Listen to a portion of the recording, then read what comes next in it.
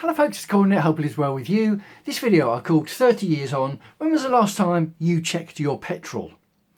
Which is a bit of a cumbersome title, I will admit, but there's a reason behind it, and it's a story, I've told it before and I'm about to tell it again, looking back 30 years in the past to spring 1996. 30 years ago. And in the last video I'd spoken about a couple of auditions in particular that I had done in the world of entertainment, and I left you hanging at the end of the last video.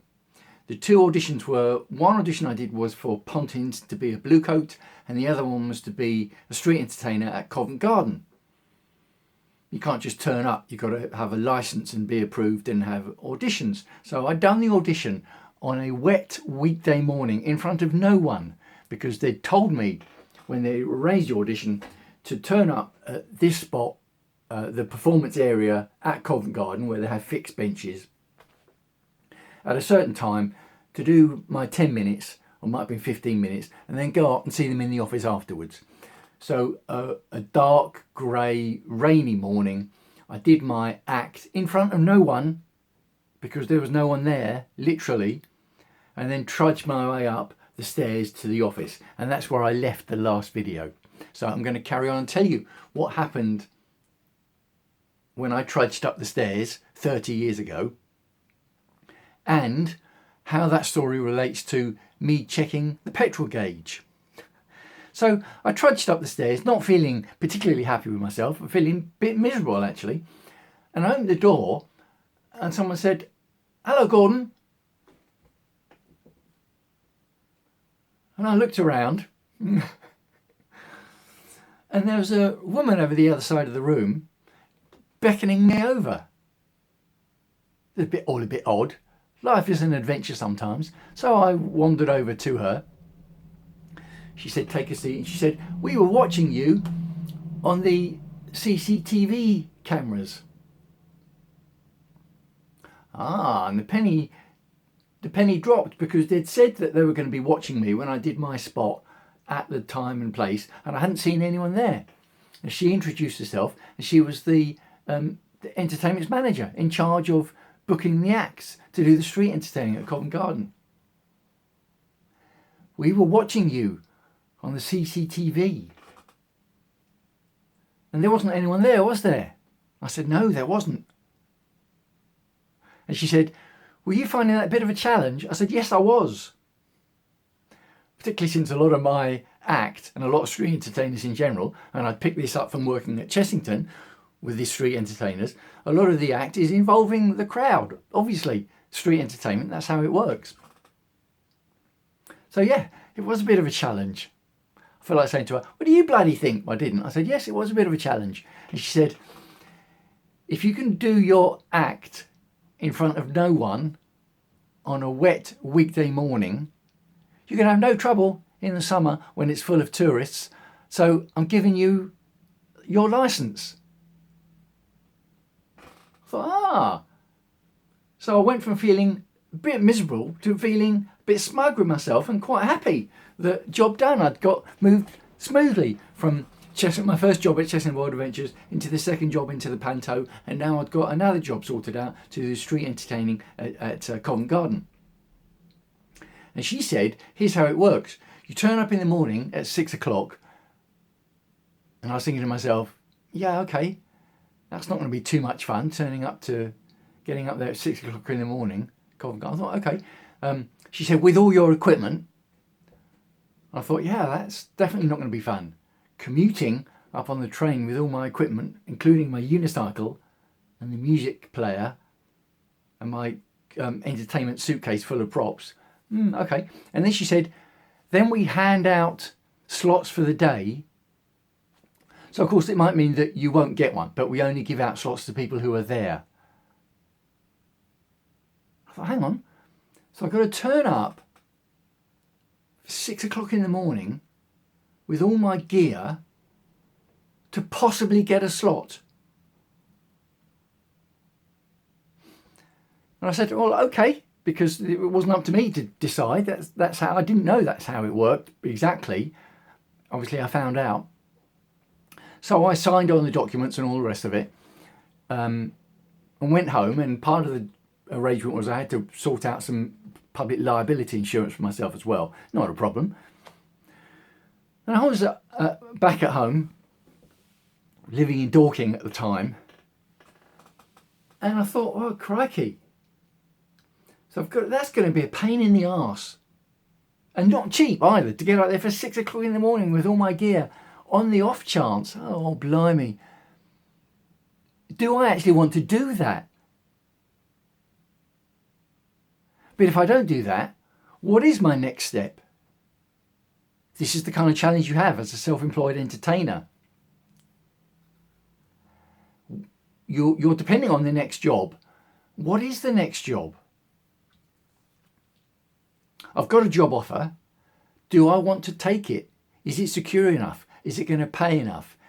And so on and so on. Now, while I was toying that over, the phone rang. Now, the phone rang on a day in that time period where I happened to be toying over that decision. And on the phone, it was Pontins. And Pontins, I'd been to the audition, and in the previous video, you might remember me saying, how long have I been going? You might have remembered me saying that I'd smashed it. So not big-headed, it's just a fact that I knew that I had done a good job compared to other people in the audition room. And they said at the end of the audition, we're letting everyone know. And I thought, okay, that's fine. Some auditions you find out there and then, whether you've got the job or not. Other auditions you have to wait and see. This was a wait and see job. And I had never heard anything more from Pontins. So I had just decided to myself, obviously I hadn't smashed it as much as I thought I'd smashed it on the audition because they hadn't given me a job. That's the way it goes in the world of entertainment and auditions. But then, having got this offer from Covent Garden to do the street entertaining, I got a phone call from Pontins. And they said, we want to give you a job as a bluecoat.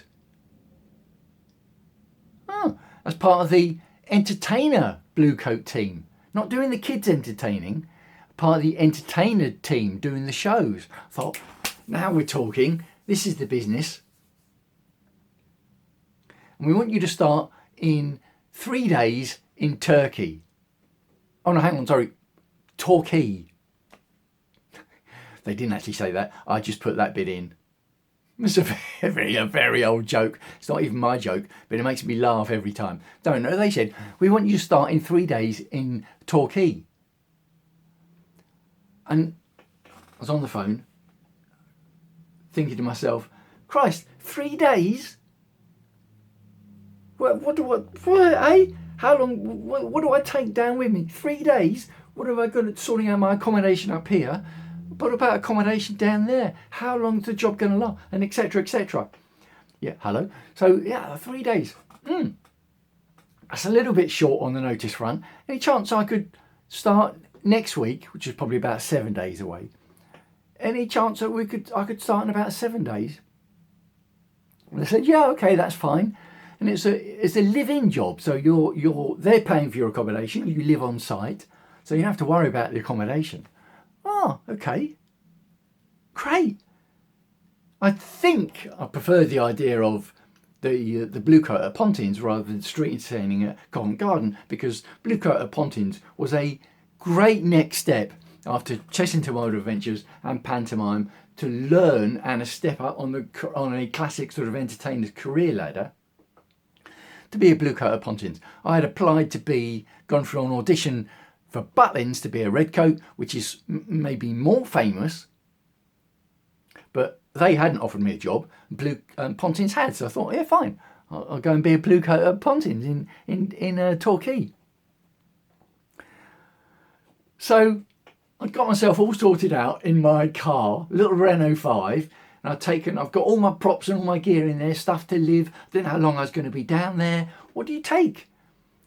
My small unicycle, my comedy suitcase full of my props, all my costumes, my big 6-foot unicycle, all in a Renault 5. And I was burning down the motorway, got around the M25, got myself onto the M3, I think it is, going down to Torquay. down to the West Country, and all the power went from the car.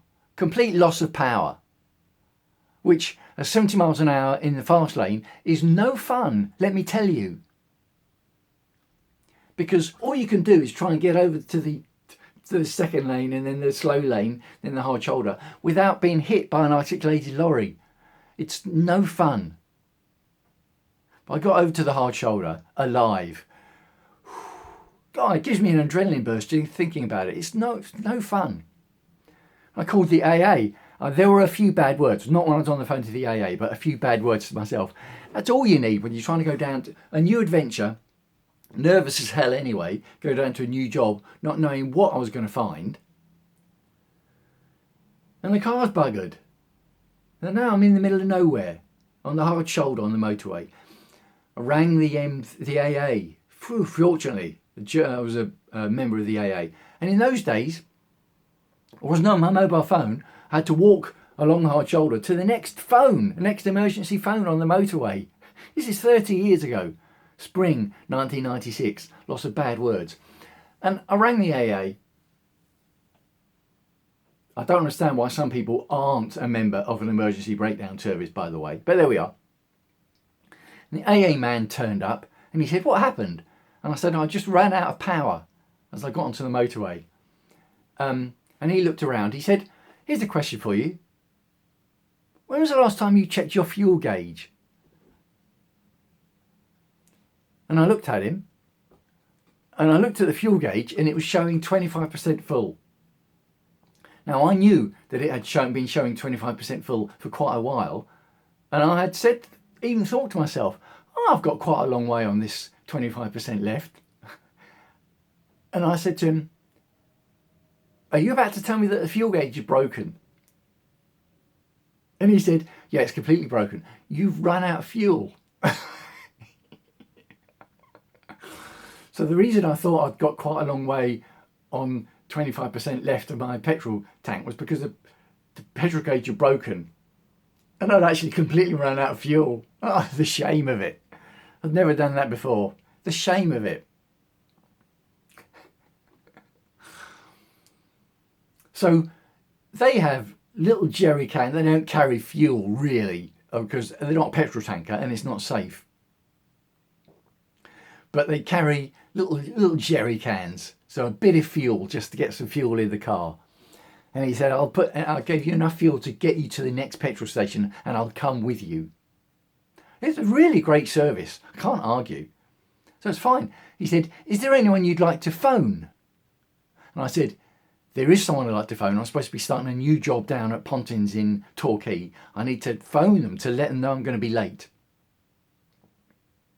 So he gave me the phone equipment 30 years ago, and I rang up the park, Pontins down in Turkey. I've done it again, down in Torquay. I didn't even do it as a joke that time because I got the joke in my head. I rang up Pontins down in Torquay and said, "Christ, I've run out." I said, "I've broken down." I didn't tell them I run out of fuel because I didn't want to look a complete idiot. I said, "I've broken down on the motorway. The AA's here, they fixed it, but I'm going to be late." And the woman on the phone said, "Okay," in a tone of voice I'm going to describe as less than welcoming. She said, "That means you're going to be late then. We'll see you when you get here." Okay. Well, not particularly encouraging, I'm going to be honest. But yeah, what an adventure. So I'd got the job at Covent Garden, having done it on a wet, windy